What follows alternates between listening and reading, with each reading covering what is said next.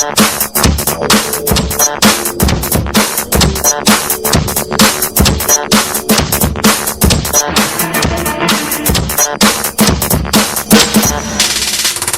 tal? Me da mucho gusto estar con ustedes. Bienvenidos a esta emisión Sociedad Transparente de la Comisión de Acceso a la Información Pública.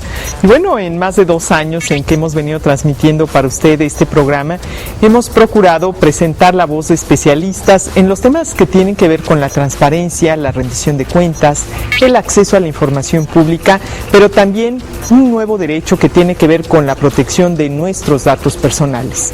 Recientemente realizamos un seminario que tiene que ver con los temas de protección de datos, en específico de los niños y de los adolescentes.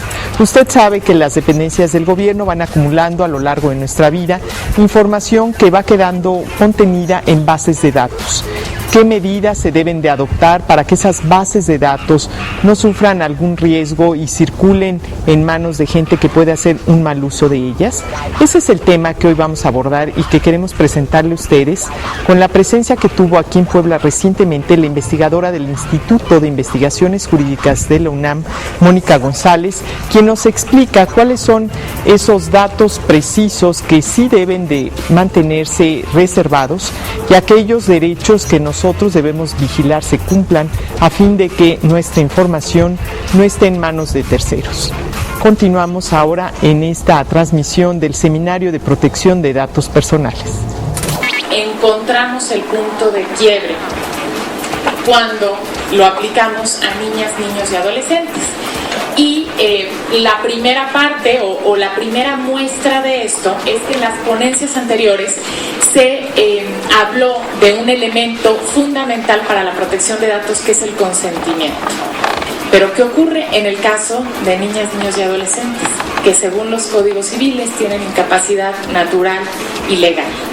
Y en consecuencia se presume, porque todo lo que caracteriza a los derechos de las personas durante la minoría de edad es la discrecionalidad, la ambigüedad, la falta de regulación, y este derecho no es la excepción.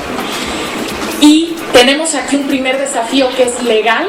Afortunadamente, les digo, ya trataron todas las cuestiones técnicas que no son mi especialidad, que yo me tuve que poner a estudiar y seguramente lo hubiera hecho bastante mal, y nos enfocaremos nosotros a las cuestiones justamente de las problemáticas en el caso concreto de las personas menores de edad.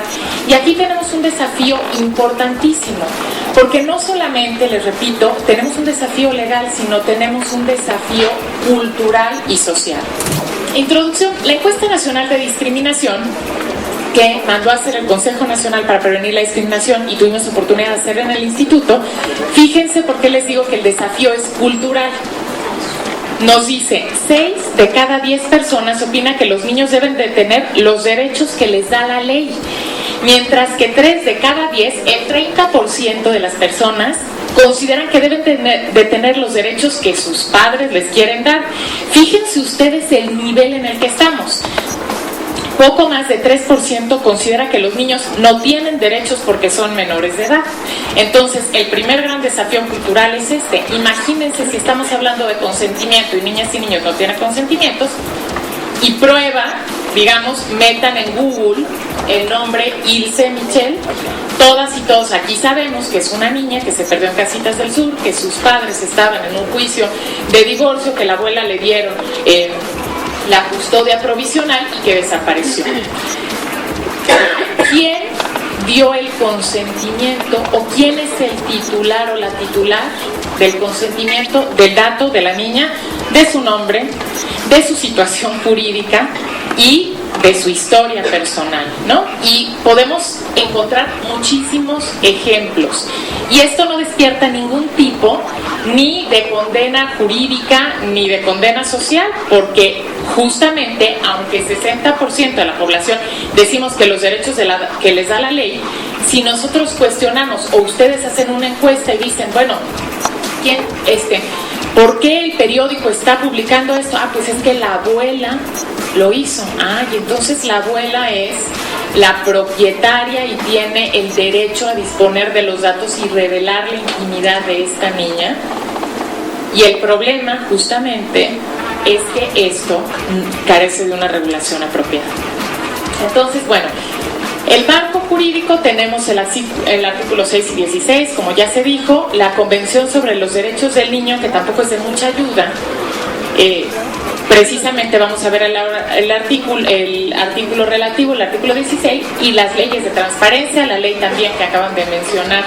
Les digo que afortunadamente mucho más a profundidad. El artículo 16 tiene una regulación de la Convención sobre los Derechos del Niño, tiene una redacción muy parecida al artículo constitucional. Nos dice: ningún niño será objeto de injerencias arbitrarias o ilegales en su vida privada, su familia, su domicilio o su correspondencia, ni de ataques ilegales a su honra y a su reputación. El niño tiene derecho a la protección de la ley contra esas injerencias o ataques, pero el problema es que si jurídica, culturalmente no tiene personalidad, es decir, no tiene capacidad jurídica plena, ¿quién es quien detenta y quien hace valer ese derecho, ¿no? Que es muy importante. Justamente, bueno, yo estuve buscando qué se considera información confidencial. Ustedes no van a encontrar ningún artículo relativo a personas menores de edad en las leyes relativas, ni en la Ley Federal de Protección de los Derechos de Niñas, Niños y Adolescentes, ni en las leyes locales, porque justamente niñas y niños están invisibilizados en todo el sistema jurídico, y esta es la característica de todos los derechos humanos, no solo es. Entonces, las preguntas es: ¿cómo debe interpretarse la protección de datos personales en el caso de niñas, niños y adolescentes? ¿Sí? Tienen el derecho a la intimidad, el honor y la vida privada como antecedentes históricos, digamos, y finalmente el núcleo de protección de estos derechos. Una configuración especial en el caso de las personas menores de edad. ¿Y quién detenta este derecho? ¿Resulta suficiente en consecuencia la protección constitucional y legal? Y para esto, les digo, como yo soy niñóloga, entonces me voy a permitir simplemente compartir con ustedes algunas reflexiones del origen de esta exclusión, como les decía, de la titularidad y el ejercicio de ciertos derechos a las personas menores de edad. En México, y generalmente pues se enseña, digamos, una ficción jurídica que yo digo que es completamente inapropiada y que pues simplemente es un modo de evadir la efectiva titularidad de los derechos humanos.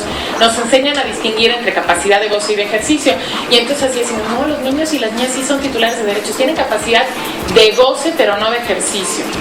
Y en términos de derechos humanos, si yo no puedo ejercer un derecho, no lo tengo, ¿no? Entonces, tengo libertad de expresión de goce, pero no de ejercicio, porque yo no me puedo manifestar o no puedo expresar lo que pienso, porque quién sabe quién más, ¿no?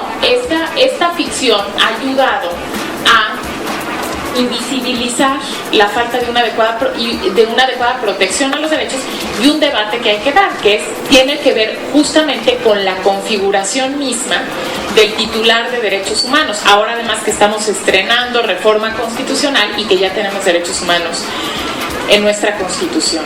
Entonces, en el caso de niñas y niños, ¿sí?, hay una exclusión de la titularidad efectiva de ciertos derechos, entre otras esta en el tema del consentimiento, todos los que involucran la autonomía, pero pues también, si nosotros decimos la libertad de tránsito, pues es muy relativa porque está sujeta al ejercicio de la patria potestad. El derecho a la información también, porque está sujeto a la selección de la información. El paradigma del titular de derechos, como les decía, pues es quien es capaz de ser ente autónomo. Y en los últimos años se ha pasado de un esquema de protección a partir de la firma de la Convención sobre los Derechos del Niño en 1989 a la concepción de la titularidad de derechos, pero hay una tensión constante justamente entre esta idea del niño y este no reconocimiento del ejercicio de la autonomía y su reconocimiento como titular de derechos.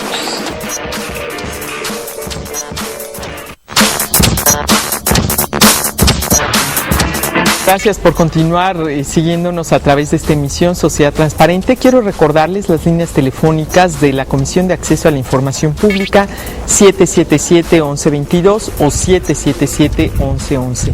Recuerde que también a través de nuestra página www.caip.org.mx podemos brindarle apoyo o asesoría con relación a estos temas que en particular el día de hoy estamos transmitiendo para ustedes.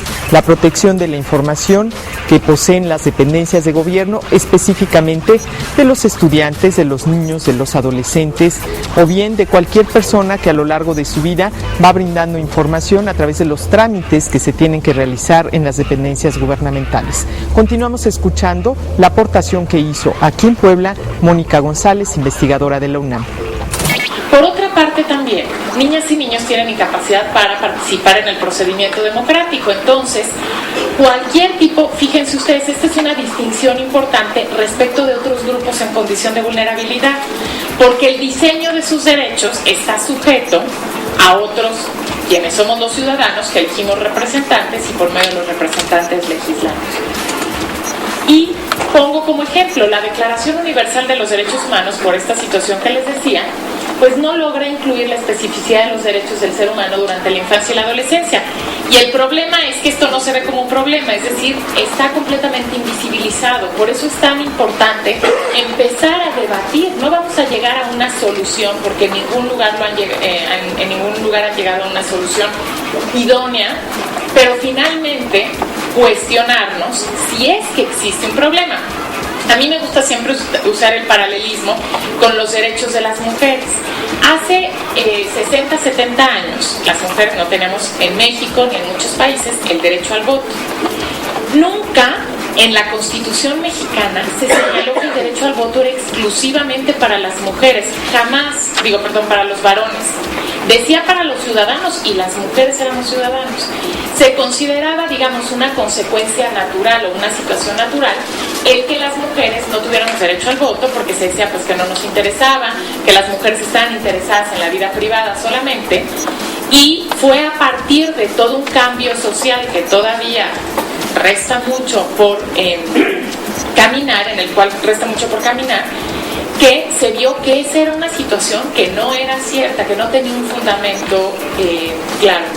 Este es exactamente el mismo tema de niñas y niños. No estoy, y ojo, aquí es muy importante, promoviendo reconocerles el derecho al voto ni ninguna cosa de esa, sino simplemente dar un debate y visibilizarlos en el ejercicio de estos derechos. Y esto es muy importante entenderlo. Tratándose de los adultos, el derecho a la intimidad constituye un poder de disposición. Es decir, se trata de un ámbito protegido por la ley que es irrenunciable en cuanto a su titularidad, pero al que es posible renunciar en relación con su ejercicio. Es decir, en esto deriva, o en esto radica el tema del consentimiento. Yo tengo derecho a la protección de datos personales, pero si yo quiero revelar todos mis datos, venderlos o contar mi vida privada, tengo derecho, forma de parte del mismo derecho a hacerlo. Sin embargo, en el caso de niñas, niños y adolescentes, si se tratara de un poder de disposición, alguien podría suplir la voluntad. Pero si se considera la intimidad del niño como un espacio necesario para su desarrollo como persona, este es indisponible y en este sentido constituye un límite ante el cual tenía que ser la libertad de información. Se trata pues de un derecho obligatorio a cuyo ejercicio no puede negarse el titular. Esto es importante entenderlo porque si aceptamos esto, que el derecho a la intimidad y los datos de las niñas y los niños no son los padres quienes tienen derecho. Y ha ocurrido en muchos países económicamente más desarrollados que México, que hay regulación, por ejemplo, que protege este derecho a la intimidad de las niñas y los niños. En Europa, por ejemplo, se les tapa la cara cuando hay alguna situación. Pero curiosamente, solo es a los niños que son ciudadanos de ese país. Entonces, en España, yo estudié en España 3 años, me dedicaba a los niños y decía, pues qué bien, a los niños españoles le tapan la cara, pero a los niños africanos que llegan en pateras a Canarias, lo sacan todos, ¿no? O si es algún tema, pues de algún país del tercer mundo. Entonces tenemos un doble rasero y no se ha logrado ciertamente proteger adecuadamente este derecho. El derecho, a la protección de datos podría configurarse de la siguiente manera: no permitir ninguna intromisión que no sea en beneficio del titular, configurándose así como un derecho obligatorio que tiene como fin proteger el desarrollo de la personalidad, respondiendo a la necesidad de autonomía. Porque la violación de este derecho tiene una doble dimensión. En primer lugar, una dimensión presente, la vulneración de un derecho presente, a pesar de que el discurso de los niños siempre es utilitarista, ¿sí? Se justifica el respeto de sus derechos porque son los ciudadanos de mañana y porque nos van a dar un mejor país. Nunca porque tienen derechos y son titulares de derechos, no es para nada, ¿sí? No tiene ningún fin ulterior, no necesita justificarse, por ejemplo, la educación, que les encanta muchas veces a los políticos decir que es para que tengan una vida mejor, no, pues es para que vivan hoy mejor niñas y niños. Y también prevención contra consecuencias en el futuro, porque no sabemos, y con lo que estamos viviendo hoy en el país, qué consecuencias puede tener toda esta revelación que se ha dado de algunos datos de niñas y niños, especialmente en los medios de comunicación, en la web, en la vida del niño en el futuro. Por otra parte, también es necesario reconocer las diferencias respecto a la adolescencia, porque el problema es que nuestro sistema jurídico establece una distinción tajante a los 18 años de edad, y me parece que respecto de los adolescentes en cuanto a sus datos personales puede haber ciertas distinciones, pero es necesario discutirlo y discutirlo con las y los adolescentes. Identificar a los titulares del derecho a la protección de datos personales de acuerdo con los instrumentos internacionales, que no es una disposición total por parte de los padres, abuelos o tutores. Legislar en la materia estableciendo derechos y límites claros y aplicar el principio del interés superior del niño, que este principio es fundamental para la interpretación de todos los instrumentos jurídicos y que puede ser la llave para aplicar en los casos concretos que ahora tenemos ante ciertas lagunas, cuál es el interés superior del niño en lo que se refiere a sus datos personales.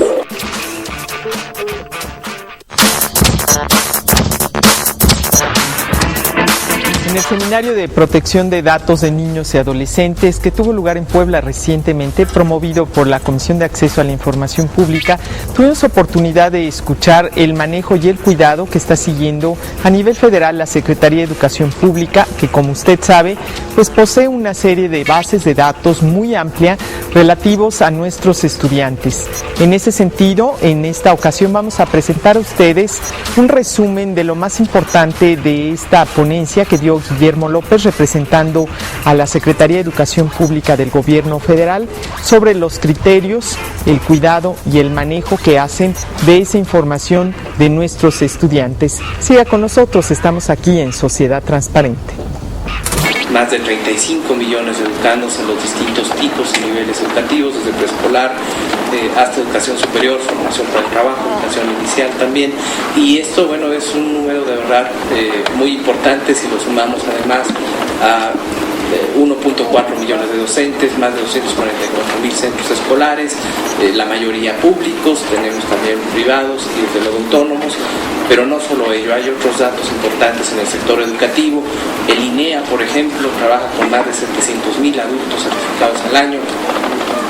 Simplemente 2.1 millones de adultos que están en proceso de instrucción, 7.8 millones de certificados de estudios emitimos aproximadamente al año en la Secretaría, 396 trámites y servicios son los que brinda directamente el Gobierno Federal por conducto de la Secretaría de Educación Pública, y no tenemos desde luego contabilizados todos y cada uno de ellos, pero de los que sí tenemos datos, estamos en promedio hablando de más, desde luego, de 4 millones de datos relacionados con inclusive adultos, no solamente educando, sino personas que realizan algún trámite con la Secretaría.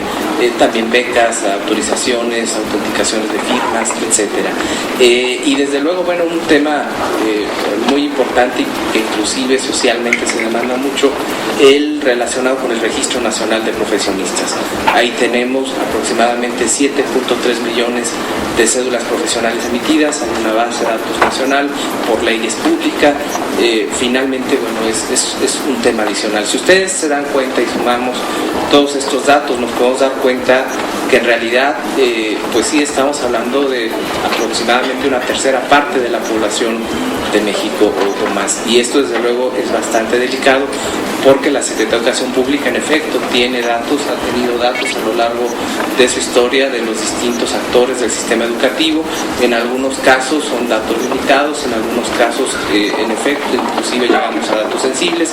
Lo importante, bueno, es que estas dimensiones nos hablan de verdad de que hay muchísimo que hacer en el sector educativo. Para que se den una idea del tipo de los datos que se llegan a captar, en las escuelas, sobre todo. No quiero decir que son datos que tenemos en la autoridad central, pero sí son datos que se van levantando en algunas instituciones educativas. Pues desde luego están los nombres, apellidos, CUR, que es un dato personal, trae la fecha de nacimiento. Desde luego tenemos temas relacionados con aprovechamiento escolar, y aquí el tema empieza a ser delicado, porque en muchas escuelas y también en algunos sistemas de control escolar llegamos a tener datos sobre si un alumno aprobó o no algunas materias, si fue promovido o no de grado. En algunas escuelas, y estos no necesariamente son datos que tenemos en el sector, pero en algunas escuelas obviamente se registra si un alumno fue expulsado. Por cierto, es una medida que inclusive está en análisis en estos temas de convivencia escolar, pero el tema de la expulsión, por ejemplo, es un dato muy delicado. Sabemos de algunas prácticas, creo que son malas prácticas de colegios privados, que en algunas ocasiones, cuando expulsan a un estudiante, pues comparten esa situación con otros colegios, y desde luego pues eso impide que los estudiantes puedan transitar a otras escuelas una vez expulsados. Son cosas que tenemos nosotros que compartir, me parece, y siempre desde luego pues tomando en cuenta los derechos de los niños. La doctora Contra nos ha ilustrado mucho sobre ello.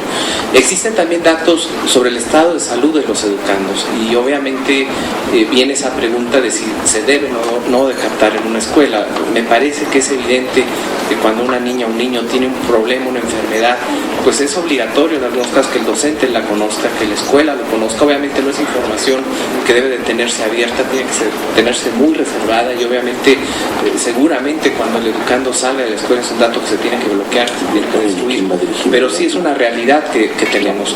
Las escuelas están captando también datos sensibles, y la preocupación obviamente de la SEP es mucho mayor por hacer algo en esta materia. Tenemos desde luego datos también de vacunaciones, en fin, datos relacionados con alguna discapacidad, con alguna condición indígena y con otros datos sensibles. Obviamente ocurre que en algunas ocasiones, más con un espíritu de buena fe, lo que se ha procurado en algunos sectores es el identificar a dónde está población con alguna problemática en particular, que la autoridad educativa pueda desde luego entender mejor y focalizar esfuerzos para ayudar a estas situaciones. Sin embargo, nuevamente hay que tener mucho cuidado con estos datos. No son datos que tenemos en bases de datos nacionales, pero sí son datos que se captan desde luego en los colegios, y que en algunas zonas escolares desde luego también se llegan a captar. Y lamentablemente el problema que tenemos es que no está clara la regulación al respecto todavía. Hay datos de docentes, datos de padres de familia o tutores. Simplemente hace poco en algunos estados se captaron datos sobre el nivel de instrucción de los padres de familia o tutores. ¿Por qué? Porque se presume que desde luego elevando también el nivel educativo de los padres de familia o tutores es posible impactar en la educación de sus hijos, y obviamente esto, sobre todo el INEA, estaba muy interesado en ello, y es una realidad que también esto está ocurriendo. Dos sistemas fundamentales que quiero destacar: el Registro Nacional de Alumnos y el RODAC. Son muy importantes porque son los que más información van a poder llegar a tener, y estos obviamente implicarán una regulación específica. Son importantes porque nos han ayudado simplemente a reducir trámites que antes nos llevaban años o año y medio. Emitir un título, por ejemplo, o una cédula profesional, en algunos casos puede llevar un año y medio, y a veces es por la validación de antecedentes escolares, ya que en México existe un principio legal muy estricto en cuanto a antecedentes escolares, y eso nos ha obligado a generar algunas bases como China, como Corea, y obviamente con cuidado de los datos sí hemos podido reducir trámites de un año y medio a solamente un día o una semana. Hay beneficios al ciudadano, pero eso no impide que descuidemos el tema de la protección de los datos. Estamos llegando al final de esta emisión. Quiero invitarle para que, si usted no tuvo oportunidad de ver completos algunos de los programas que ya hemos proyectado a lo largo de 2 años de transmisiones, acuda a nuestra página de internet www.caip.org.mx, y puede usted conocer desde la primera emisión hasta esta última los detalles de quienes han participado y el tipo de aportaciones que han tenido. Adicionalmente, también quiero poner a su disposición el contenido de algunas de las ponencias que nos brindaron quienes estuvieron aquí presentes en este seminario de protección de datos de niños y adolescentes. Recuerde nuestra página de internet www.caip.org.mx. Muchas gracias, hasta la próxima.